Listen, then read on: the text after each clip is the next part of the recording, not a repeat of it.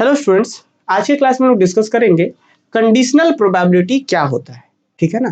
तो conditional probability को हम समझाएं उससे पहले एक छोटा सा एग्जांपल हम आपके सामने डिस्कस करना चाहते हैं। इस एग्जांपल के बाद हम कंडीशनल प्रोबेबिलिटी का एक्चुअल जो डेफिनेशन है उस पर भी चर्चा करेंगे। ये एग्जांपल क्या कहता है जरा ध्यान दीजिएगा। तो when a die is thrown, एक डाई को थ्रो करा जाता है तो सैंपल स्पेस क्या आएगा जी, 1 2 3 4 5 6, सैंपल स्पेस एस जो आ गया वही आ गया। अच्छा, लेट ए क्या है, एक कोई इवेंट है कि the event of occurrence of number greater than 4, की एक कोई इवेंट है जो 4 से बड़े नंबर को बताता है। ए इवेंट क्या है जो 4 से बड़े नंबर को बताता है। और क्या बोला गया है, द बी क्या है, B the event of occurrence of a odd number, B क्या है एक ऑड नंबर को बताता है। दो इवेंट है, ए एक इवेंट है जो 4 से बड़े नंबर को मतलब 5 और 6 को बता रहा है, और ए बी जो इवेंट है वो ऑड नंबर को बता रहा है मतलब 1 3 5 को बता रहा है। अब क्या बोला गया, find the probability of A when B has already occurred. मतलब आपको अपने ए का प्रोबेबिलिटी बताना है जी। ए का प्रोबेबिलिटी बताने का अर्थ यहां पे हो गया कि आप बताइए कि 4 से बड़ा नंबर आएगा, उसका प्रोबेबिलिटी क्या होगा। लेकिन कब ये बात होगा, जब आपका बी इवेंट हो गया है कंडीशन के साथ। कंडीशनल प्रोबेबिलिटी के बारे में बात हो रहा है, चर्चा हो रहा है, मतलब समझिएगा। अगर यहाँ पे हम समझाएं आपको सॉल्यूशन में कि भाई वी हैव, हमारे पास सिंपल स्पेस था 1 2 3 4 5 6, सिंपल स्पेस था। अच्छा, अगर हम number of element in S की बात करें तो 6 है, ठीक है। अगर ए की बात करें तो मतलब 5 और 6, मतलब 4 से बड़ा नंबर 5 और 6। और बी मतलब इवेंट क्या है 1 2 1 3 5, ये बी क्या है दूसरा इवेंट है। आपसे बोला गया है कि अगर बी इवेंट हो गया है, बी इवेंट हो गया है मतलब समझे कि क्या क्या हुआ रहेगा, या तो 1 हुआ रहेगा, या तो 3 हुआ रहेगा, या तो 5 हुआ रहेगा। बी इवेंट हो गया है मतलब पहले आपके पास ढूंढने के लिए कितना था, पहले आपके पास इवेंट मतलब ऑप्शन था 1 2 3 4 5 6। लेकिन अगर आपसे बोल दिया गया है कि इवेंट बी हो गया है तो भाई इसमें से पक्का हो गया कि 2 नहीं आया होगा, 4 नहीं आया होगा, 6 नहीं आया होगा। बी इवेंट जब हो गया है तो आपके पास ऑप्शंस कम हो गए, 1 3 5 सिर्फ हो गए, और 1 3 5 हो गया। और इसमें से अब बोला गया कि अगर इवेंट बी हो गया है तब आप बताइए कि इवेंट ए का होने का कितना चांस है। तो इवेंट अगर बी हो गया है जी तब आपके पास सिर्फ 3 गो ऑप्शन है। मतलब अगर आपसे पूछा जाए कि इवेंट बी हो गया है तब आपके पास कुल कितना ऑप्शन है, तो 3 गो ऑप्शन है। उसमें से ए के होने के फेवर में कितना है, तो ए के होने के फेवर में तो भाई ए में कौन था, ए में 5 और 6 था, और बी में कौन है 1 3 5, तो दोनों के इंटरसेक्शन में कितना है, एक को है सिर्फ 5 है, तो वही फेवर में होगा दोनों का इंटरसेक्शन में, जो वही फेवर में है। तो टोटल नंबर ऑफ एलिमेंट यहाँ पे कौन काम करेगा, बी, क्योंकि अब आपके पास सिर्फ कुल ऑप्शन बी ही है कि 1 3 5 यही 3 गो हुआ है आपके पास। अब तो चूंकि इवेंट बी हो गया तो आपके पास यही 3 में से कोई होगा ऑप्शंस। और बोला गया कि ए के होने का प्रोबेबिलिटी तो क्या होगा जी, तो इसको हम रिप्रेजेंट करते हैं प्रोबेबिलिटी ऑफ ए, लेकिन कब, जब इवेंट बी हो गया है तब। इसी को बोलते हैं कंडीशनल प्रोबेबिलिटी। क्या बोला गया, प्रोबेबिलिटी ऑफ ए कब, जब इवेंट बी हो गया है, इसको बोलते हैं कंडीशनल प्रोबेबिलिटी, कंडीशन के साथ।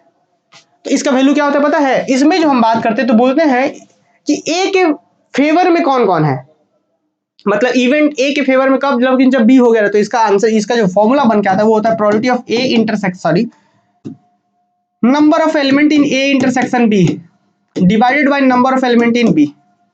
यहाँ पे सैंपल स्पेस का काम कौन करता है पता है, सैंपल स्पेस का काम ये बी करेगा, क्योंकि भाई अब आपके पास वो 2 4 और 6 तो नहीं हो सकता है, क्योंकि इवेंट बी हो गया मतलब इवेंट ऑड नंबर आ चुका है, तो 1 3 5। अब आपके पास कुल ऑप्शन यही, मतलब नंबर ऑफ एलिमेंट यहाँ पे, और ऊपर में क्या जो दोनों के इंटरसेक्शन में मतलब 5, तभी ना, क्योंकि भाई 6 तो होगा नहीं, क्योंकि इधर तो हुआ नहीं है 6, तो सिर्फ एक ही जो इंटरसेक्शन में वही। तो यही एक फॉर्मूला बन के आता है, इसी को बोलते हैं कंडीशनल प्रोबेबिलिटी। अच्छा ध्यान दीजिएगा, यहाँ पे दोनों में हम ऊपर नीचे नंबर ऑफ एज से डिवाइड कर दे तो ये प्रोबेबिलिटी बन जाएगा, ये भी प्रोबेबिलिटी बन जाएगा। तो आगे हम बताएंगे। तो अभी मेरे समझाने का सिर्फ उद्देश्य इतना था, कंडीशनल प्रोबेबिलिटी का एक्चुअल मीनिंग क्या था। बाकी हम डेफिनेशंस पे चर्चा करते हैं। कंडीशनल प्रोबेबिलिटी क्या कहता है, देखिए, when the happening of the event E1 depends upon the happening of an another event E2। ध्यान दीजिएगा कि इवेंट E1 के होने और नहीं होने पर दोनों एक दूसरे पर डिपेंड कर रहा है। जैसे यहाँ पे एग्जांपल जो था कि अगर ये बी नहीं हुआ रहता तो क्या हुआ रहता, 2 4 6 आया रहता, अगर हो गया तो 1 3 5 आया। तो इसके होने और नहीं होने से इसके प्रोबेबिलिटी पे फर्क पड़ेगा। वही यहाँ पे डेफिनेशन बोला गया कि when the happening of the event E1 depends upon the happening of the event E2, then the probability of E1 when E2 occurs, कि E1 का probability कब, जब E2 हो गया रहेगा, called conditional probability and is denoted by probability of E1 by E2, ऐसे denote करते हैं। अच्छा, thus probability of E1 by E2 denotes the conditional probability for the event E1 when the event E2 has already occurred। इसका मतलब हुआ कि ये E1 के probability को बता रहा है, लेकिन कब, जब E2 हो गया रहेगा। इसका फॉर्मूला भी निकल के आता है सामने हमारे पास। In fact probability of E1 by E2 is the probability for the event E1 when the event E2 considered as sample space, इसका मतलब इसका वैल्यू जो होता है number of element in intersection divided by number of element in E2, नीचे वाला जैसे example में समझा रहा था, दोनों पे नंबर पे से डिवाइड कर दे तो this is equal to probability of intersection divided by probability of E2। ऐसे भी निकाल सकते हैं, ऐसे भी निकाल सकते हैं, ऐसे भी निकाल सकते हैं, सेम है। अगर यही चीज ऐसा रह जाए भाई, क्या रह जाए, ध्यान रहे ये चीज तभी हम ऐसा लेंगे जब नीचे वाला प्रोबेबिलिटी हमेशा जीरो हो, जीरो से बड़ा हो, क्योंकि अगर ये प्रोबेबिलिटी जीरो हो गया तब तो नॉट डिफाइंड हो जाएगा। इसलिए हम कंडीशनल प्रोबेबिलिटी तभी लेते हैं जब ये बड़ा हो। ऑब्वियस है, बड़ा कहीं कहीं पे आपको ऐसा भी दिखेगा कि E2 is not equal to 5, obvious है कि 5 होगा तो प्रोबेबिलिटी जीरो हो जाएगा, है ना। तो ये चीज और इंडिपेंडेंट है ना, इस तरह दोनों आपस में डिपेंड कर रहा है तो भाई ऑब्वियस है कि 5 नहीं होगा ये। तो ये होता है कंडीशनल प्रोबेबिलिटी। ये क्वेश्चन हमने करा था वही चीज कि भाई ये ए ऐसा था, बी ऐसा था, अगर हम बोला गया कि भाई कंडीशनल प्रोबेबिलिटी निकाली A बाई बी, मतलब इवेंट ए का होने का प्रोबेबिलिटी डिवाइडेड बाई कब, जब बी इवेंट हो गया, तो इसका फॉर्मूला क्या निकल जाएगा, तो hence P of A by B equal to क्या होगा, number of element in intersection और divided by number of element in B। तो B के अंदर काय गो एलिमेंट है जी, B के अंदर 2 गो एलिमेंट है, 3 गो एलिमेंट है, और इंटरसेक्शन में काय गो है, इंटरसेक्शन में 1 गो है, सिर्फ 5 है। इंटरसेक्शन में सिर्फ एक एलिमेंट है, कौन है वो, ये है। तो ये नहीं कि 5 लिख दीजिएगा इंटरसेक्शन में, नंबर ऑफ एलिमेंट बोला गया है, तो number of element in intersection is equal to 1, एक एलिमेंट इंटरसेक्शन में, तो आंसर क्या होगा 1/3।